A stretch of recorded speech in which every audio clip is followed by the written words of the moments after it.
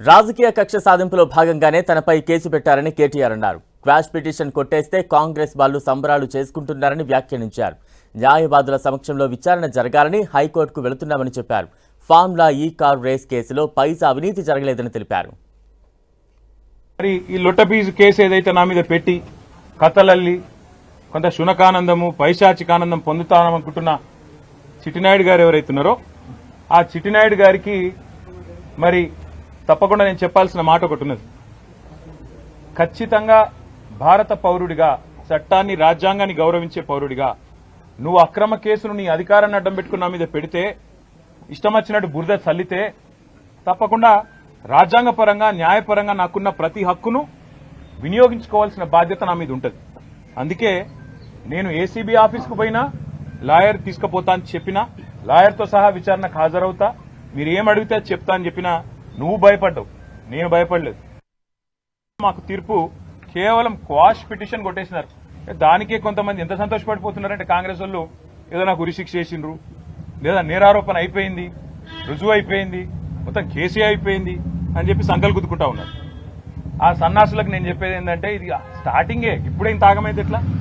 మేము ఆల్రెడీ హైకోర్టులో ఏదైతే క్వాష్ పిటిషన్ కొట్టేసిండ్రో దాని మీద సుప్రీంకోర్టుకు పోయినాం.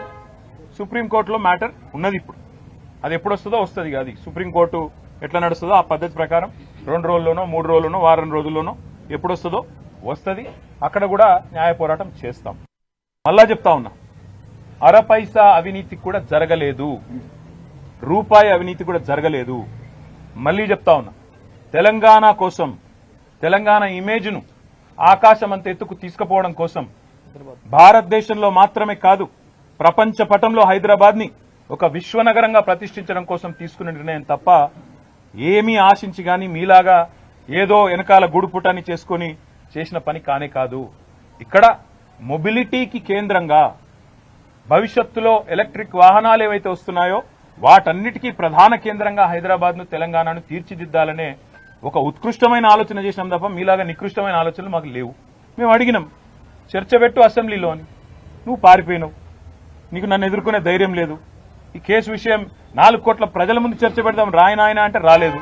ఇప్పుడు కూడా అడుగుతున్నారు రేవంత్ రెడ్డి, మొగాడివైతే, నువ్వు మొగాడివైతే నీ జూబ్లీ హిల్స్ ప్యాలెస్ లో చర్చ పెట్టు, లైవ్ టీవీలు ఇట్లనే పెట్టు, నేను వస్తా. ఇవ్వలేదో ప్రజలు చూడండి, నో ప్రాబ్లం. అది మీరు బీజేపీ కాంగ్రెస్ వేరని మీరు అనుకుంటారేమో, నేను అనుకోవట్లేదు. ఇక్కడ బీజేపీయే రక్షణ కవచం లాగా కాంగ్రెస్ కు పనిచేస్తున్నది. బీజేపీ కాంగ్రెస్ ఏ టీము బి టీము, ఎవరు ఏ బి టీము మాకు తెలియదు. కానీ ఇవాళ మొత్తం ఇట్లా అలుముకొని ఒకరినొకరు మంచిగా పెనవేసుకున్న బంధంతో కలిసి పనిచేస్తున్నారు. ఆయన కేసు పెడతాడు, ఇక్కడికి వెళ్ళి కాకిరి బీకిరిలో వీళ్ళు స్టార్ట్ చేస్తారు. ఇవన్నీ మాకు కొత్త కాదు. ఇవన్నీ గతంలో కూడా చూసినాం, భవిష్యత్తులో కూడా చూస్తాం. ఇద్దరిని గతంలో చిత్తు చేసే 2 సార్లు అధికారంలోకి వచ్చినాం. భవిష్యత్తులో కూడా ప్రజల ఆశీర్వాదంతో, ప్రజల దయతో కేసులు ఎదుర్కొంటాం న్యాయ వ్యవస్థ ద్వారా. ప్రజాక్షేత్రంలో ఈ 2 పార్టీలను కూడా ఎదుర్కొంటాం. 1 ఇయర్ నుంచి ఈ టైం పాస్ నడుస్తుంది. మళ్ళీ చెప్తున్నాను, 1 ఇయర్ నుంచి ఇదే టైం పాస్ మీకు మంచిగా నడుస్తుంది కాలక్షేపం ఈ సన్నాసులతో. ఎందుకంటే కొద్దిసేపు ట్యాపింగు, కొద్దిసేపు కాళేశ్వరము, కొద్దిసేపు జన్వాడ, అదేందో వాడేదో బ్రహ్మ పదార్థం ఉంది, ఇంకొన్ని రోజులు డ్రగ్స్, ఇంకొన్ని రోజులు ఇంకోటి మాకు ఇంకోటి కూడా తెలుసు బ్రదర్, ఇది ఆరంభం మాత్రమే. మా మీద కూడా కేసులకు ఇంకా 4 ఏళ్ల చాలుంటాయి. మాకు కూడా తెలుసు అది. ఇంకా 4 ఏళ్ల చాలుంటాయి.